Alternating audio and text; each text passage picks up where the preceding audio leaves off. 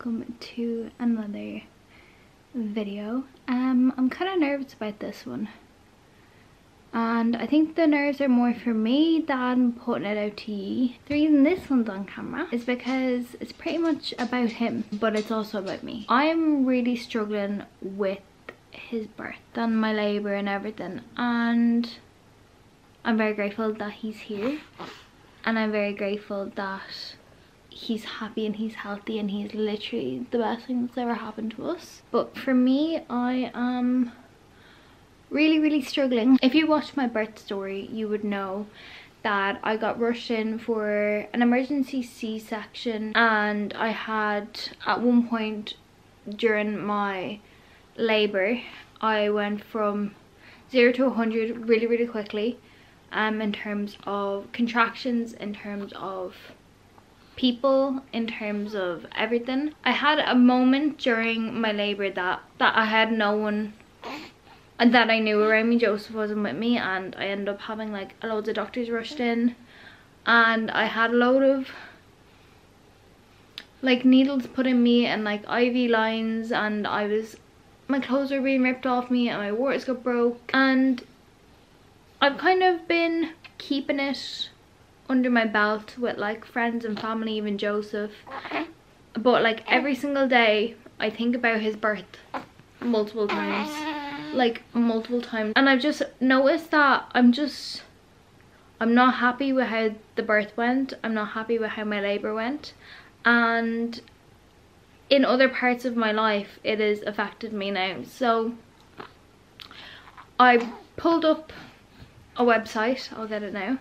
I pulled up like just birth trauma and like see if anything that I went through or I'm going through related to it, and very much so. So there are 4 main symptoms, which is re-experiencing the traumatic event through flashback, nightmares or intrusive memories, which I've been having. Avoiding anything that reminds you of the trauma. This means refusing to walk past the hospital, or avoiding meeting other new women, or refusing to talk about the birth. So as I just said there, I think about it daily, but if someone asks me about it, I try and avoid it, and I try to just get past it because I don't want to have to think about it. Feeling hypervigilant. This means you're constantly alert, irritable and jumpy, and you worry that something terrible is going to happen to your baby. And I can't remember what video it was of me talking about him, I actually cut out a part that said basically that I have a fear that something's going to happen to him. Like, I have such a fear that someone's going to hurt him, something's going to hurt him, like constantly. Like, it's not even just your general worries, it's everything. We'll be on the train and I'm afraid that someone's gonna, like, I don't know, just grab him out of his buggy even though his buggy's right beside me. Or I'm worried that like when we're walking that, you know, a car is just gonna swerve into us, like, or I'm worried that like in his car seat, just so many different things. I'm just constantly thinking about him. Like when I put him down for a nap, I'm worried like there's something's gonna happen, that somehow he's gonna get something over his face and he's not gonna be able to get it off, or like I'm not gonna hear him. Sorry, he has a thing with chewing fingers. And then the other one is just feeling low and unhappy. You may feel guilty and blame yourself for your traumatic birth, and you may have difficulty remembering parts of your birth experience. And again, that is another part for me. Joseph has had to remind me multiple times of certain things that happened during my labour and delivery that I don't remember. I don't know whether I don't remember because I was in a lot of pain, or I just don't remember because my brain is refusing to remember it. These are some factors that basically can cause birth trauma, and it's a lengthy labour or short and very painful labour, which is what I had. I had the short and very painful. As I said, I was told that I was being induced. I got the pessary in at 2 p.m. and I had him by 11. That's 9 hours of being in continuous labour of a woman who was 10 centimetres dilated when I wasn't even 1 centimetre. Induction. I had an induction. Poor pain relief. I had 0 pain relief because they wouldn't give me any pain relief in the ward that I was in the like where you got induced and whatever, and they also wouldn't give you pain relief until you were like 3 centimetres dilated and in active labour. High levels of medical intervention. Like I said, I had multiple women He's just woke up from a nap. I had multiple doctors and nurses come in, and just as I said, they were just everywhere. Emergency C-section I had. Lack of information or explanation. Everything was explained to me, but I didn't have options when it came to, you know, the IV drips being stuck in me and my waters being broken, this, that and the other. I had no control. They just had to do it. And they were basically explaining to me afterwards why they did it. And it's just like, it's almost like this shit happens to you without it even being your choice, which I understand it was for him and for me, but yeah, fear of baby safety. In terms of safety, his heart rate stopped, and again, Joseph wasn't there, so I was dealing with that on my own. The other things that they say is that many women end up feeling torn between their desire for more children and their determination to avoid another pregnancy. And while I was pregnant with him, I wanted like another child. I wanted multiple children, and since having him, I have said to Joseph, like, I don't want another child. I can't go through that again. So I'm struggling with that aspect of it. Like, I really don't want to go through that again. Because I'm really just like messed up from it. And it also is saying, like, you know, you don't want to have sex or your sex drive is low, and mine certainly has been since having him. I thought it was tiredness, but to be honest, it's, yeah, I think it comes with it. When I went to his last public health nurse appointment, she was asking me how I was, and I was telling her about, you know, my thoughts of, you know, him being hurt or someone hurting him or something happening to him, but not caused by me, but caused by other people. And she said basically I have to keep an eye on it, and it could be a result of like birth trauma and PTSD. So that's where we're at the moment. So my kind of solutions to this, because I can't go through this and I'd love to have more kids for him and Joseph, is I have emailed the hospital that I gave birth to him in, and I've asked them, do they offer birth debriefs, because I've been told that sometimes in your notes through your scans and your birth, the nurses will write down stuff but they won't tell you. They feel like it's not important for you to know, but in your notes it has everything. So yeah, I'm gonna see if they do birth debriefs, just to help me kind of get through this and just help me, you know, understand what happened, and maybe it might help me a little bit. And then I think I'm gonna go and get some therapy, because yeah, I'm just really struggling with it, and I just think, yeah, I need it for him, for Joseph, for myself mainly. I need it. I'm just keeping it to myself at the moment. So that's where we're at. I'm waiting for the hospital to get back to me to see if they do that, or if I can request my notes. And yeah, I need to get this sorted. So I just got an email there. I basically got an email there to be like, hi Leah, I've tried to call you to arrange an appointment for your meeting.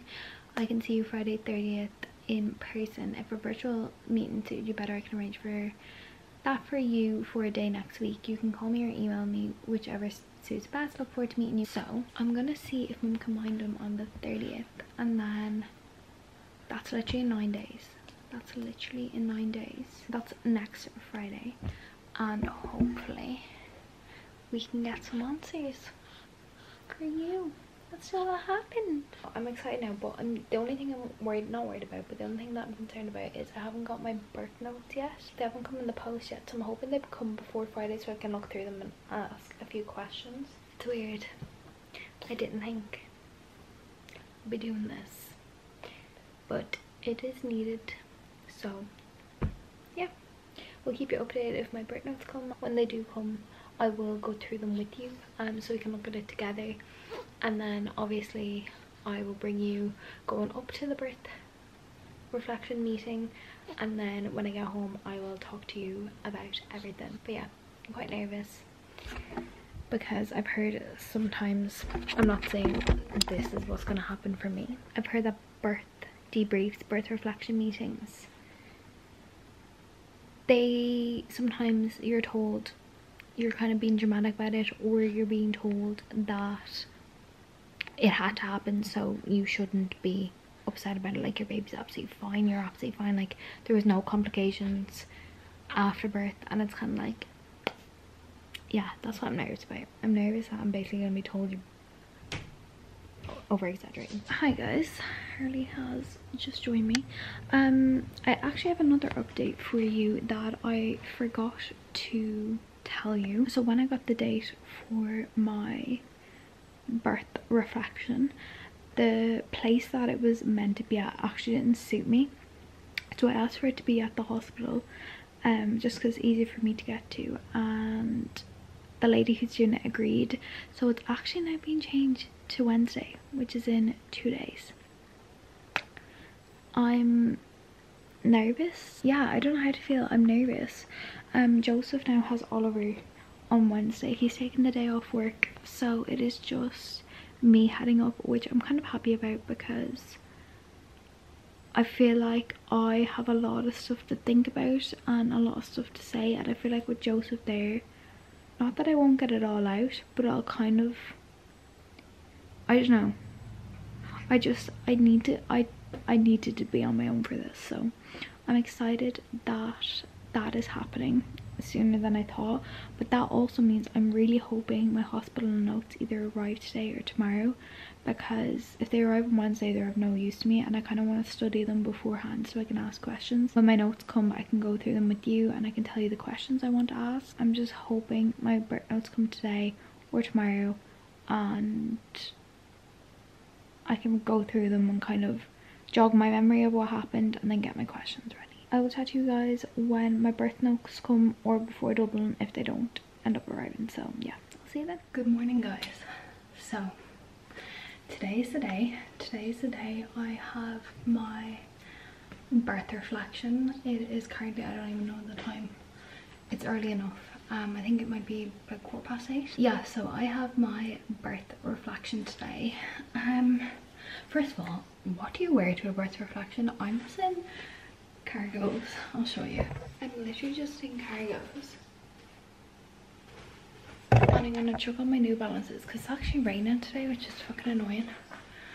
Because I have to walk not only to the train station but also to Hollis Street, which I have to get the Lewis from Houston to Abbey Street and then walk from Abbey Street to Hollis Street, which is actually, it's fine. It's like a 20-minute walk, but I just hate getting caught in the rain. But anyways, irrelevant. I also was gonna do makeup and then I said, Leah, it's probably a stupid idea, so I just threw on mascara and some brows. Last night I never ended up writing any questions down because I actually got overly emotional about it, and I just thought, just roll with it, see what they have to say, and we'll go from there. I'm gonna head.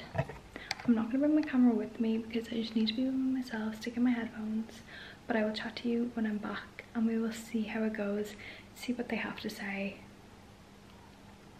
Yeah. See, this part that you're seeing now is being filmed 2 weeks after I had the birth debrief. I needed to take some time before I talked to you guys about it. I needed to take some time to myself to figure out what I was feeling and figure out just in my head what I'm thinking now and what the road is that I want to go down. What I do want to say as well before I start is the lady that I spoke to, she had nothing to do with my birth or my labour, so anything that, you know, I'm angry about isn't towards her. She was absolutely lovely, but I have come out of this basically on the flip side and not in a good way. So obviously before, as you would have seen, I was very emotional about the situation. Like I was telling you, I couldn't stop thinking about it, and now coming out of the birth debrief, I'm really numb to what I've been told, and from the information that I was given, which I'm going to tell you, I'm numb. I don't know whether it's my brain is trying to block out what I've been told and just trying to cope with itself, or whether I've just, I don't know. Now, it's going to sound a lot more dramatic than it probably is. Obviously, some people have way more dramatic births than what I had. And what I'm about to tell you, it's not the worst birth in the world. So, as you all know, on that Wednesday, I went and had my birth debrief. And I went in and straight away, she was just like, look, like, you've obviously booked this for a reason. What was your reason? And I said to her, look, I am just not really coping well with how my labour and birth went, and I'm especially just not coping with like certain areas of it and I've forgotten some parts, and I said my partner has reminded me of them, but I feel like I need to see it in person through my notes to actually remember. So she said to me, that's absolutely fine, we'll start, we'll go through it, you can stop at any point. I said perfect. So she didn't really go through the first like couple of scans until we got to the last 3 scans, and that's because that's what I requested, because obviously my first however many scans were absolutely fine, whereas the last 3 were very confusing. So my last 3, she was like, you know, he was small, and then the scan after that he was fine, and then the scan after that he had no fluids and you had to be induced. And I said yeah, I said that's where I was confused. And she said, look, the whole him being small thing, that can happen. I said fine, understandable. And then she said to me about the induction, and she was like, look, it had to happen. And I said, look, I said that is completely understandable. And she goes, you know, you might have had fluids leak and that's why there was no fluids around him. And I said, look, I said, being honest, I said no fluids were leaking out of me. I was like, that's what I'm so confused about, I don't know where them fluids went. And she said they could have leaked out slowly and you wouldn't have known. But I was like, right, I'm not too fussed about that part. Like, I had to be induced, there, like, it was what it was. So she was like, do you understand why? And I said yes. So then we moved on to me going into the day ward, and she said, so then you got your pessary put in you at 2, and I said yeah. And she said, and then for about an hour after, you didn't, maybe even 2 hours, you didn't have anything. And I said nope, not at all. I was like, I was walking around, everything was fine.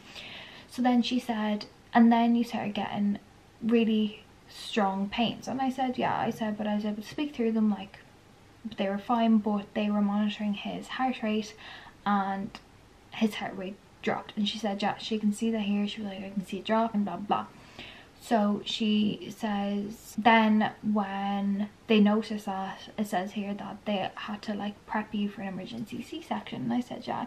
And I said that's the part what I'm struggling with. I was like, before we get to the pessary being taken out of me, I said I was really struggling with the amount of like midwives that came in and doctors. I said there was like literally between like, I'm gonna say like 7 and 10. I don't actually know the like exact amount. She goes, oh see, we were only just talking about this, and while you might, this is what really pissed me off.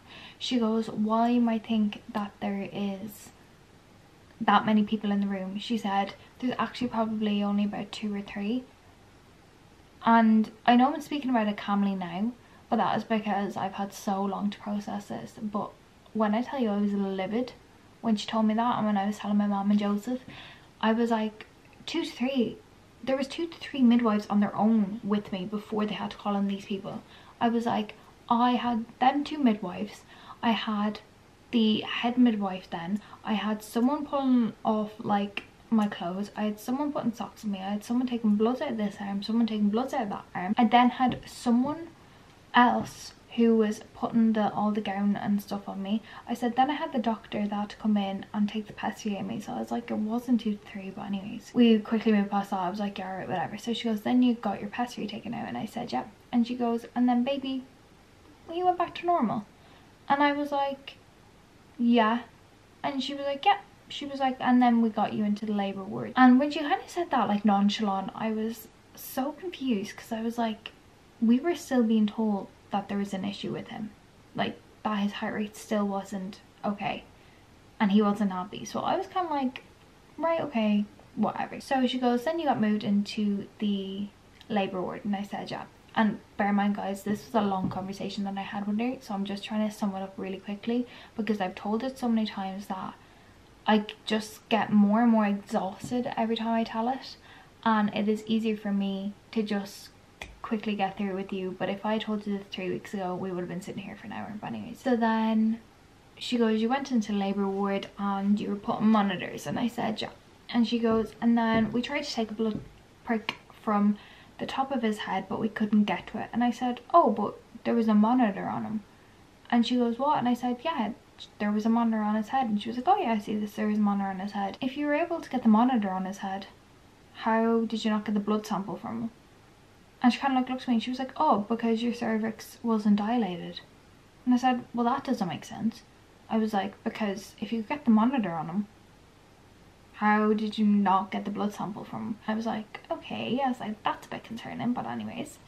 So we moved past that, and then she goes, and then your contractions were coming in, but they weren't too bad. And I looked at her and I was like, what do you mean?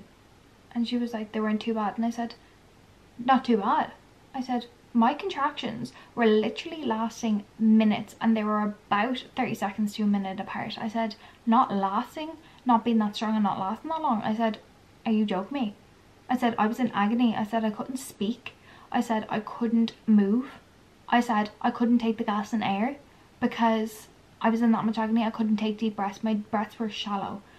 And she goes, well, you could have had an epidural. And I said, no, I couldn't. I was like, I was told I wasn't allowed to take the epidural until I was administered oxytocin. And she looked at me and she goes, what? And I said, yeah. I said, I was told I couldn't have the epidural until I had the oxytocin drip running through me. She looks at me and she goes, you could have had that epidural at any point. And I looked at her and I was like, are you being serious right now? And she goes, well, it says here in your notes, and this is when I lost my shit. She goes, it says here in your notes that you weren't in that much pain, okay?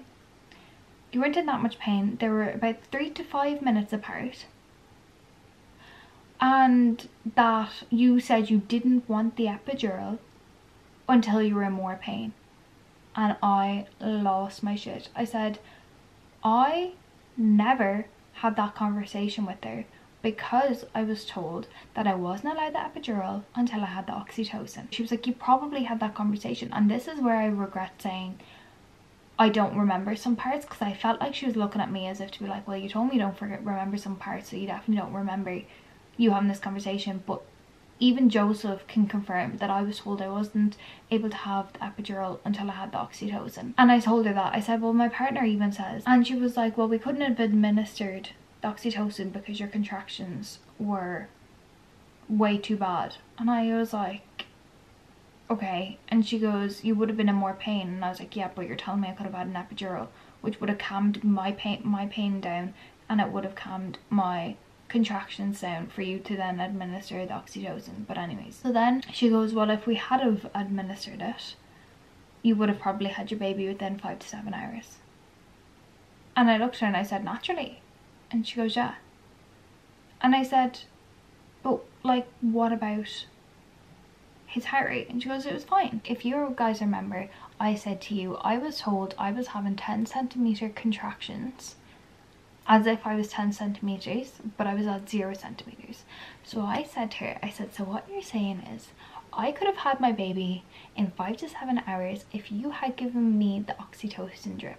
But you couldn't have given me the oxytocin drip because my contractions were way too bad and way too painful, even though I could have been given the epidural, which would have calmed down the pains and would have calmed down my contractions. And that all could have been given to me because you would have been able to know whether baby was okay or not, because you would have been able to get the blood sample from the top of his head. But you've told me you couldn't have gotten that sample from the top of his head because you couldn't reach him, yet you were able to put a monitor on the top of his head.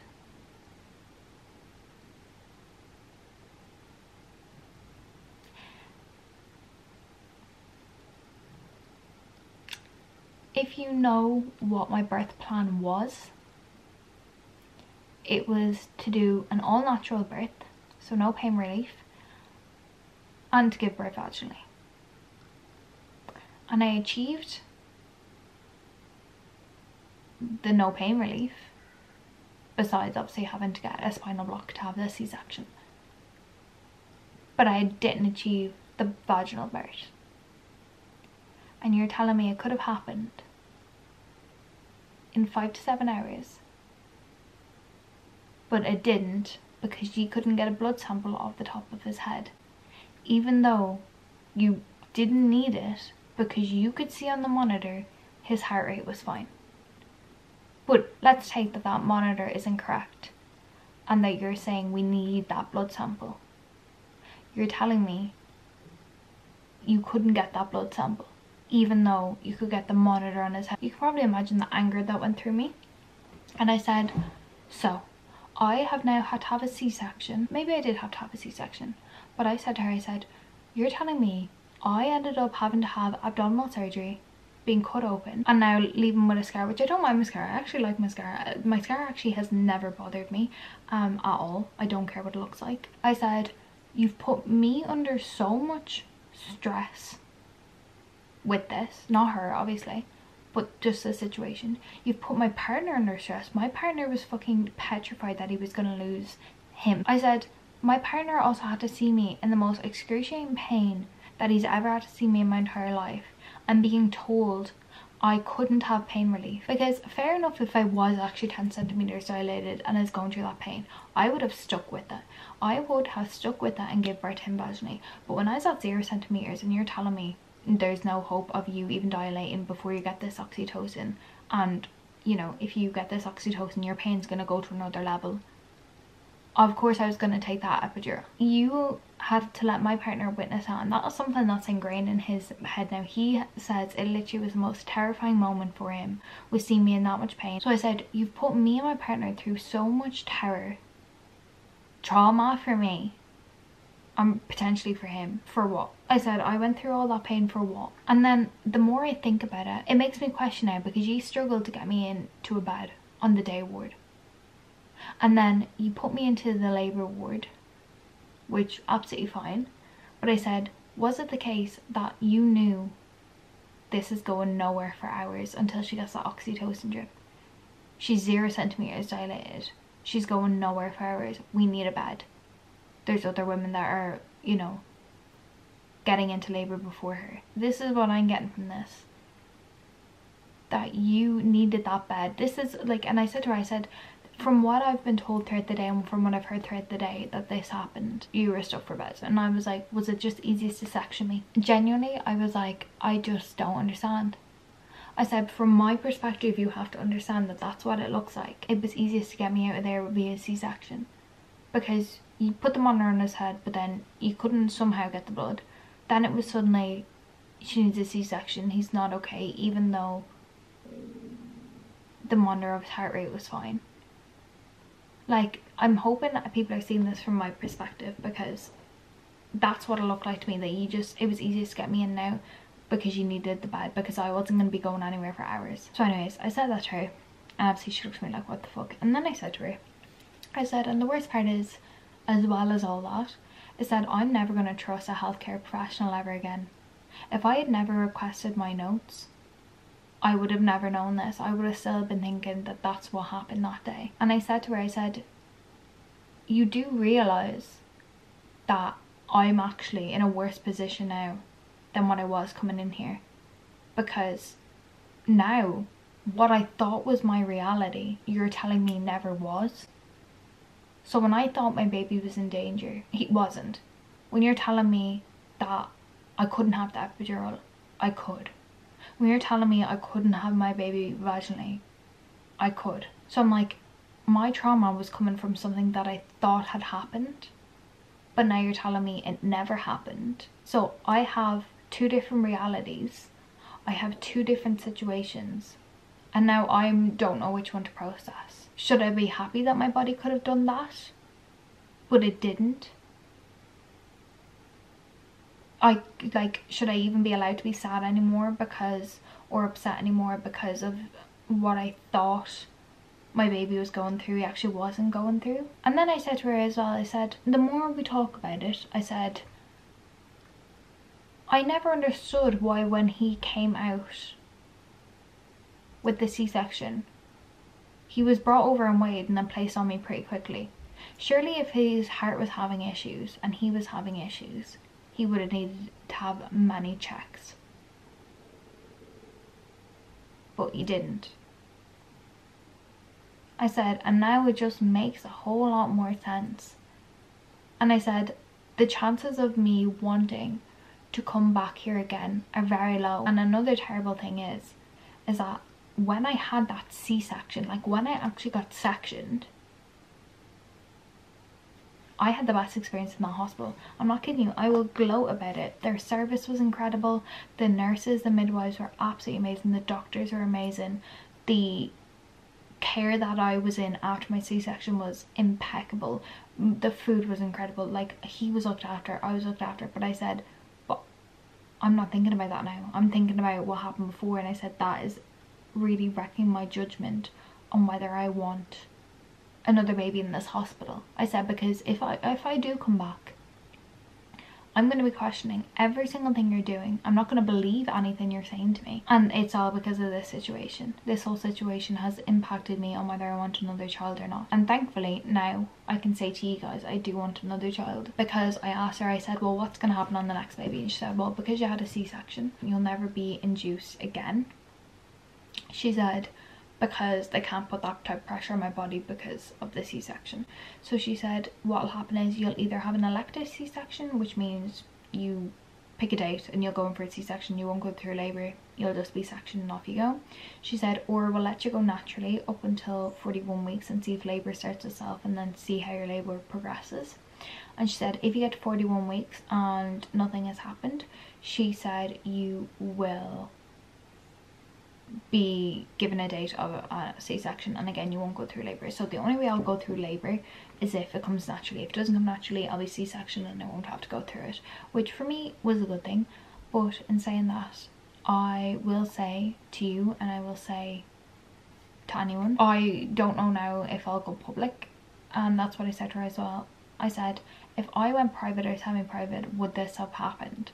And she goes, well, what do you mean? And I said, well, if I went private or semi-private, I'd have a doctor specifically towards me, not looking after 15-20 other people in the ward. I said I would have had specific care on me, and they're not running around trying to find a bed for that person, bed for that person, bed for that person, bed for that person, bed for that person.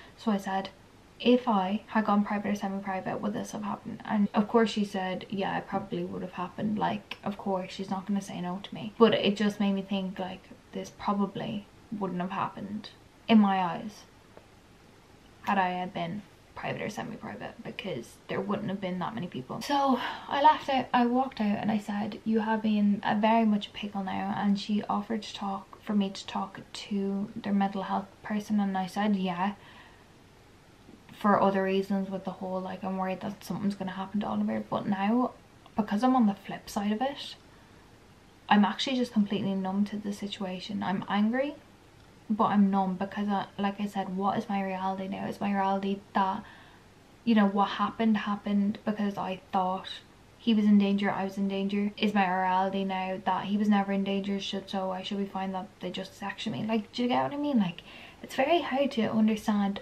where my head's at now, because I signed off on the C-section form.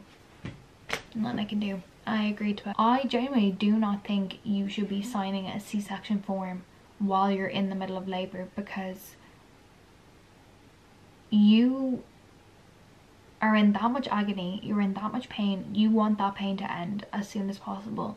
So of course you're going to sign it. And especially with what I was being told about Oliver, of course I was going to sign it, and of course I was going to make sure that he gets out okay.